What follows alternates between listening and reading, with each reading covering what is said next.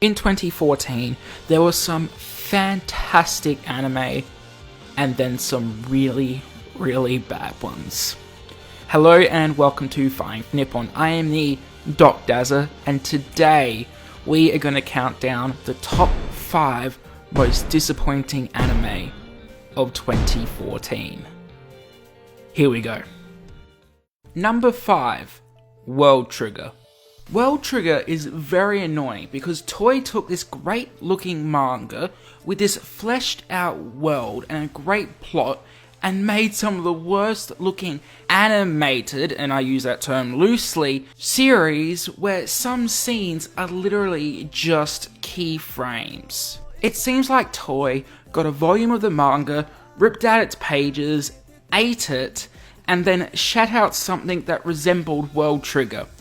Yes, it looks like World Trigger, it might smell like World Trigger, but down deep inside of that, it's just a brown heap of stuff, and you just don't want to touch it at all. The problem with this show is that it's just being toyed with way too much. It's awfully directed, horribly animated, it's just a mess that could have been awesome, but it wasn't. If Shueisha had just gave the show to anyone else out there, even JC's staff, I could see the show being a hit, being one of the massive jump series that you get. But no, it was stuck with Toei, and it was just toyed with too much. Number 4, Tokyo ESP. I was really excited when I heard about Tokyo ESP from the creators of Gare Zero. There was so much promise, there was so much hope, especially with the plot, and watching the first episode, it was so cool and it had so much potential, and then the rest of the show happened. The problem with the show isn't in so much that it was bad, it was just really generic and really forgettable. With the huge superhero craze at the moment, people lapping up things like the Avengers and Superman vs. Batman, it should have hit all the right chords and fit straight into those demographics. Yet 6 months on, the only time I ever hear about it is when I go to the streaming sites and it's right there at the bottom. No one watching it, no one cares. When I first heard about Tokyo ESP, I was so anticipated for it, with the girl with the white hair, superpowers, and all this really cool ideas, especially with the weird American references. It just could have been so great, and I was so excited to see it fully animated after reading some of the manga, and it was just so sad. And yeah, I should have got it from the animation studio. It's not the best animation studio, but still, I didn't think it would be that dull and boring and just... Number 3, Pupa. Oh, Pupa. It's probably the worst show that came out in 2014. It was only a 4-minute anime that was basically just the OP, censorship, and then the ED. It just lost all of its charm coming from manga to anime. It was censored so badly. I watched the censored and the uncensored version just to kind of make a good comparison. It was still terrible, but at least it wasn't just a giant black screen. In saying that though, it was still pretty bad. It was just, the animation didn't work, the direction was terrible, and making something as horrific as Pupa into a 4-minute anime, it's just a dumb marketing decision that for some reason was just like, yeah, that's a great idea, when it just wasn't. It was awful. I remember watching it the first time and being like, okay, I'm really excited, I know what I'm getting into, and it just being a giant black screen for 1.5 minutes. It was just too terrible to name. It was just really badly made and awful and ugh.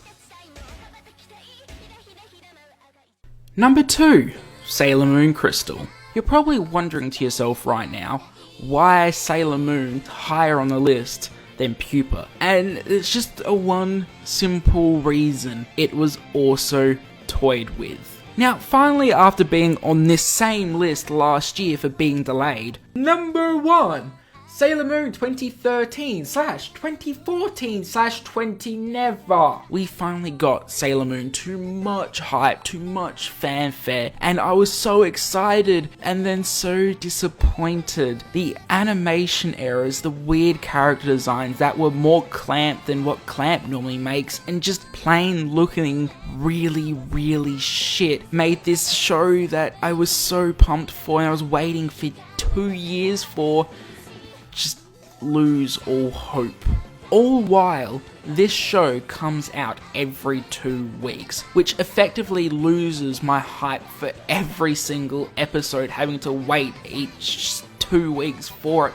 And for some reason, Ufotable, who made Fate Stay Night Unlimited Blade Works, can deliver a really nice looking, well directed episode every week, sometimes double length, yet Toei can't even get one good looking episode out. That just doesn't seem right. It seems like they care very less about the show than they do about the products it's selling. You can go to this official Sailor Moon Crystal Twitter right now and you'll see it advertising the musicals, the costumes, some jewelry and all that stuff, but I don't see anything about the anime. And yes, it is true that anime is inherently used for advertising. This is supposed to be Sailor Moon Kai. This is the 25th anniversary of Sailor Moon. Couldn't they do a much better job of trying to make a much better anime than this crap that we're getting? And yes, I will say that the Blu-rays look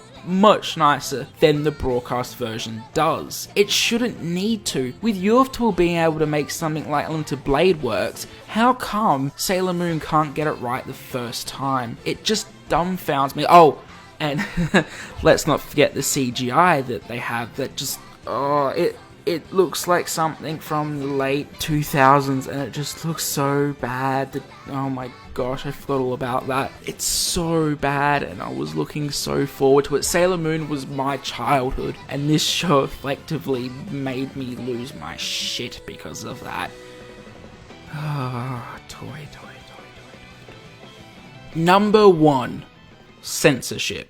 Whether you watch more risque kind of shows, that means boobies, guys, or anything with a red substance called blood, you'll know exactly what I'm talking about. This year we had a few very high profile shows that had undergone the black knife and sliced out most of the frames. Funnily enough, I hadn't noticed much booby censoring, that then again I haven't really watched many of those shows this year that weren't on Blu-ray. This censoring in Japan is a blatant buy the show on Blu-ray so you can see the blood or the boobs, whereas we're in the Western market, not Japan. We pay to see these shows on Crunchyroll and Funimation, and we are paying for an inferior product of the show where some shots are just black nothings where we don't know what the hell is going on. That's not cool. Funnily enough, we actually celebrate shows where there is no censoring, like Parasite that was fully uncensored because we got to watch the show how it was meant to be watched and how the director intended, not black screen or inverted colours.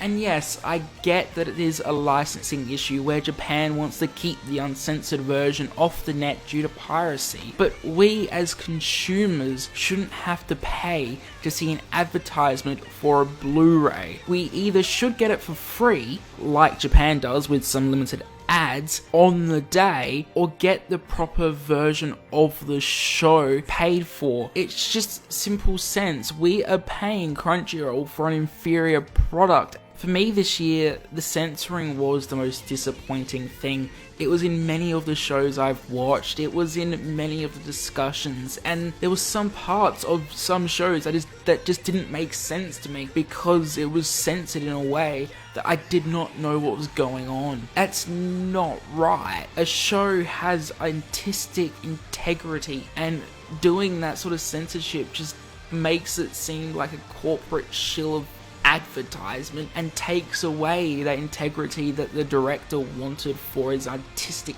vision. And the fact it looks like shit. I want my shows properly done. I'm 22 years old this week. I deserve adult shows. Censorship pisses me off so much. And the fact it still continues in anime today is just a blatant show that no, we don't deserve to see the proper product. We deserve to see this advertisement. And the fact that people pay for that kind of thing just dumbfounds me. I'm just rambling at the moment, but seriously, we are paying Crunchyroll to see Terra from Mars as it comes out in Japan with black circles around faces. That isn't right. Yes, they did get the uncensored version later on, but what was the point? All the discussion was over. We missed out, and that's not cool. That's not cool, Crunchyroll. We should either get that for free with ads, as Japan does, or the proper version. That's just it. We should either get one of those two things. And the fact that this hasn't come up before is really telling of what the corporations are thinking about. Now, I don't blame Crunchyroll or Funimation. They're just trying to license the best product they can. But the fact is, Japan is giving them a product that just fits in with their market and not the other market. Anime isn't a niche product in Japan anymore. It's a niche worldwide product, and the fact that they're still not considering us, it's disappointing. That's what it is.